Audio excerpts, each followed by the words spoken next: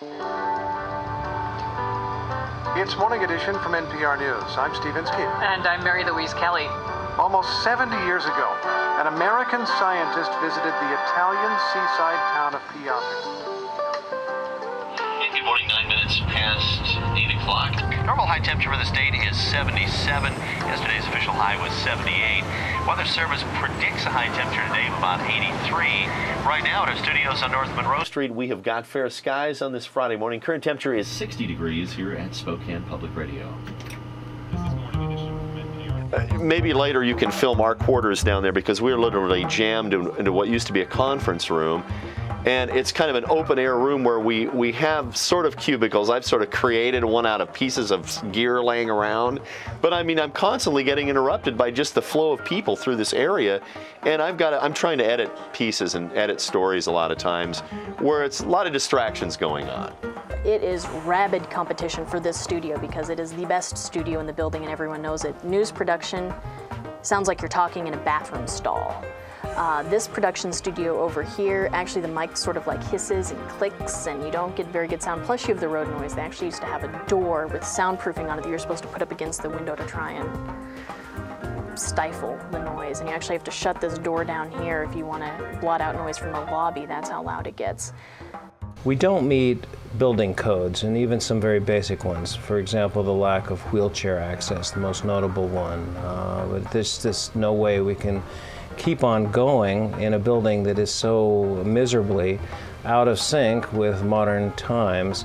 Well, our problem beyond simple problems is simply not having enough room, and not having enough room is a big one. It would be impossible for us to move into this building in this era with the rules being the way they are. We would look at the building and say, no, it's not adequate for many things. You know, the bricks are crumbling, the storage is inadequate in its volume. Many things are not quite right about it, although it's been great to have it the way we have for all these years. The rent was incredibly cheap. The fact that we had this building, it seemed at the time spacious. It seemed like a great area, all its little nooks and crannies, which I'm afraid we filled up a little too quickly, but it's been a place where we've been able to make great radio and bring lots of great programs and ideas and concepts to a great audience. It's just that at this point, we just can't keep on expanding and keep on using the space we've got as storage space and training space and multiple production rooms. But there's just nowhere to go in this limited space. One thing I find is that we are the focal point for the amazing people in the community. When I play something on the radio, I'm aware that anything I say, any piece of information I say, there's somebody out there that's been there, done that knows much more about it than I do. You mentioned Porgy and Bess and you find somebody that saw it in 1952 in Chicago on their first date. And so there's somebody that knows in so well everything, and we could bring more of those voices in, and we could really capitalize so much more on the combined knowledge of our whole community if we had a lot more and more efficient production facilities. Well, the heart of a radio station like this one is its performance studio. That we have such an emphasis on live performance, and we've had folk groups, jazz groups, and classical musicians, including the Northwest Music Festival from all the students all around come in and play. Kids of all ages playing beautifully, and we're just real proud of it. We already have outgrown this building. We have to move into a larger space. Right now, we go out to other venues like the Bing or River Park Square or Riverfront Park, and I think we're always going to want to get out into the community.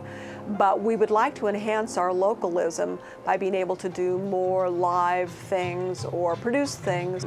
And there's an incredible expense and use of people power whenever we go out into the community. It takes a lot of volunteers, it takes a lot of staff members, it takes a lot of money to rent all these venues. If we had our own venue, we could increase the number of things that we were doing that were inherently local.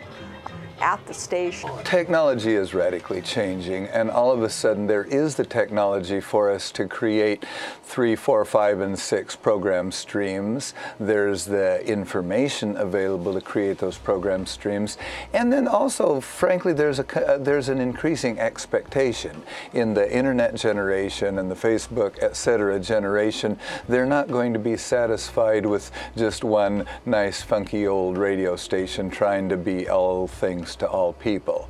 And so we absolutely have to keep up with this exploding expectation of the world, and so that way we can be the radio station for 2025. We're trying to do the best we can, but I think we just need to expand these walls a little. Right now, I'm standing in the building that will house the administrative offices for the public radio station. Imagine the space that this will provide. We're on the 2nd floor now, and as you can see, there's plenty of space here for volunteers who are going to come to answer phones, do mailings, for staff to have staff meetings, or for the board of directors or other community volunteers to come in.